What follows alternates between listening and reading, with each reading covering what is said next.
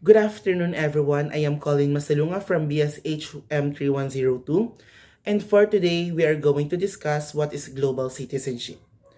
So, how do we define global citizenship, or how can we say that we are a global citizen? So, global citizen is someone who is aware of and understands the wider world and their place in it. They take an active role in their community and work with others to make our planet more peaceful, sustainable, and fairer. Global citizenship helps young people to build their own understanding of world events. So it is really obvious that even at the young age, we already have our responsibilities, and that is to make our world and or our planet a happy place to live in. In this part, parang our main responsibility or main topic task natin is to make our world a happy place to live in and more sustainable with regards to the resources that we really need for our daily living. So similarly, global citizenship is the idea that everyone, no matter where they live, is part of a worldwide community. Although your life may not look the lives of children in other countries, but you still share similar experiences like playing games or having a family. Being a global citizen means that you look for these similarities and try to understand how life may be different to other people. Yes, it is true that our life has also similarities with the life of other children from the other countries. For example is, nung bata pa tayo, 'di ba? Pag bata naman, we tend to play games, different games, kumbaga, to make our childhood complete, na masasabi mong dumaan ka talaga sa pagkabata is yung you experienced the different games of the kids, like hide and seek, and so on and so forth.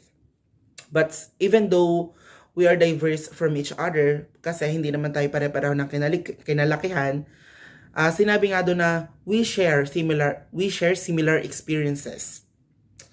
And to better understand it, global citizenship can be broken down into four parts. First is the civic responsibilities. The second one is the cultural awareness. The third one is the environment, and the last one is the global economy. Let's take a look of this for the greater details. The first one is the civic responsibilities. It is the actions that people do to help their communities be successful. If you have ever helped your neighbor, volunteered to clean up a park or the shore, donated foods for the homeless or for the deprived, then you've done a civic responsibility. When you get older, you can also vote and run for office in the government. So in this one, for the kagaya nga na sinabi ko, even at the young age, we already have our responsibilities, though our responsibilities may not be the same with other people, but it doesn't matter. As long as you do your responsibility, you did your part, and that's a good point. So kagaya nga dito, since we are living in a democratic country, so our main responsibility is to love our country, to cherish and to reminisce the history kung paano ba nakipaglaban yung mga heroes natin for and how they fought for our sovereignty that we have right now. Yun nga, kagaya nga sa civic responsibilities natin, when you are already at the right age, you have the rights to run for a position kasi it is open for everyone. Wala po ditong bias, or wala po ditong, how do you call this? Wala po ditong bearing.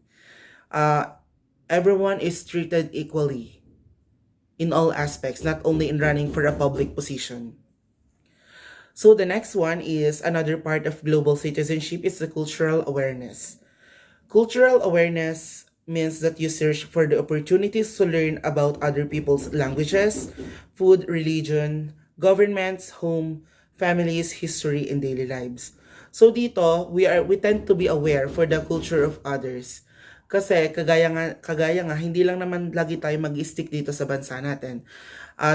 There's come a point na parang mag-export tayo in other countries. So kailangan we are aware for the culture of others so that hindi tayo mako-culture shock, or kumbaga hindi natin sila ma-offend kapag nag-visit tayo sa ibang bansa. Kasi for example, in their delicacies, meron naman tayong pagkain na talagang kinasanayan natin, and pag nagpunta tayo in a particular country, we are not familiar in that delicacy or in that food, na kapag nagbitaw tayo ng mga reactions or even yung mga gestures natin, there might be a possibility na they get offended to us. So that uh, in that manner, cultural awareness is very important. So the next one is the environment. So we should also be aware in our environment with what is really happening today.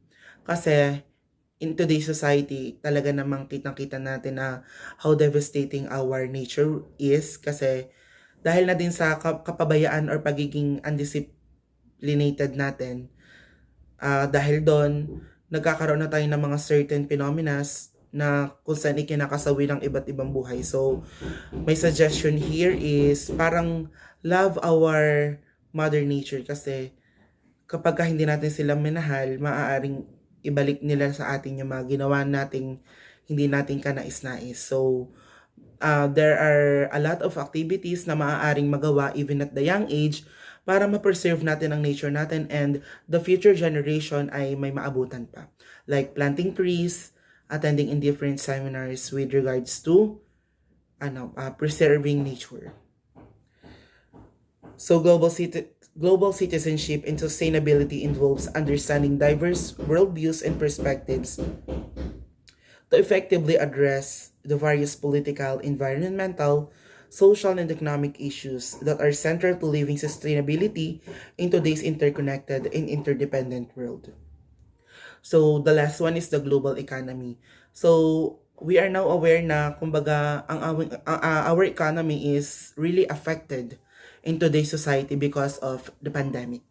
Talagang yung economic rate natin is bumaba.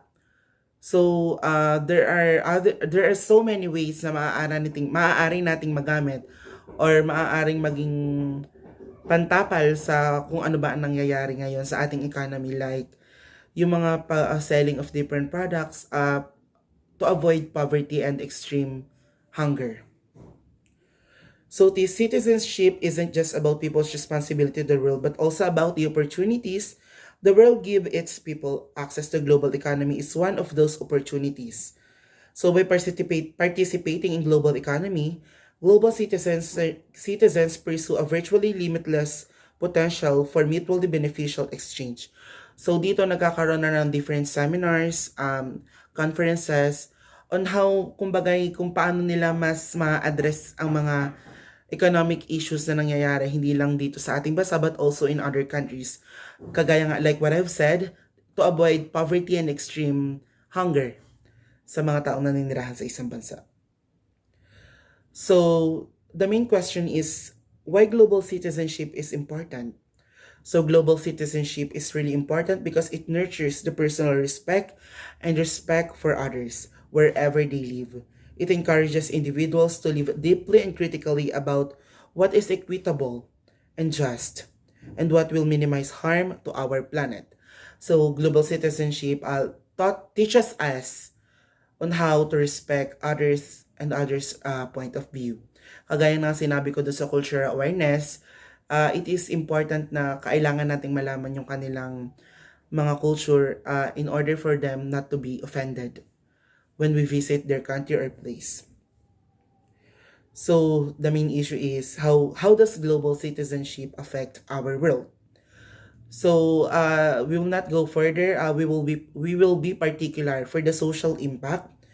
When you take action, you're fighting for a world free from extreme poverty. Global citizens' voices influence world leaders and decision makers and contribute to shaping our world. So kagaya nga na sinabi ko, how does it affect? Kagaya yung extreme poverty and extreme hunger ng mga taong naninirahan sa isang bansa. So, yung mga, kumbagay, yung may mga taong talagang may pinag-aralan and really aware and may pakialam sa kung ano nga ba nangyayari sa ating bansa, they tend to influence our world leaders. Kumbaga yung namumuno sa atin kasi they cannot do it alone. Two head is better than one. Kailangan give and take tayo. we're helping each other kasi hindi lang naman isa yung magbe-benefit dito. Buong bansa or let's say buong mundo. Yun, kailangan yung mga suggestions open for leaders na namumuno sa ating bansa para naman magkaroon sila ng mga brighter idea kung paano nila ma-address itong issue na ito. So this would be the last part. How do you become a global citizen? So to become a global citizen, you'll have to be creative, flexible, dedicated, and proactive. Global citizens get involved as members of international community and are committed to building on this community in a meaningful and positive way. So to sum it up, in order to be a global citizen, kailangan we must be flexible. Kailangan hindi lang tayo mag-i-stick sa isang bagay. Kagaya nga na nangyaring ito, the pandemic that we are having right now, we tend to be flexible to find other things na makakatulong sa atin para mas makaunlad tayo or hindi naman totally makaalis but in the point na hindi tayo magpapatalo, 'di ba? And we must always possess positive and good vibes and auras para kahit nandiyan na yung problema, kailangan agile lang, laging laban ganyan kasi ganyan ang mga tao, hindi tayo nagpapatalo in all the problems and hindrances that we are encountering.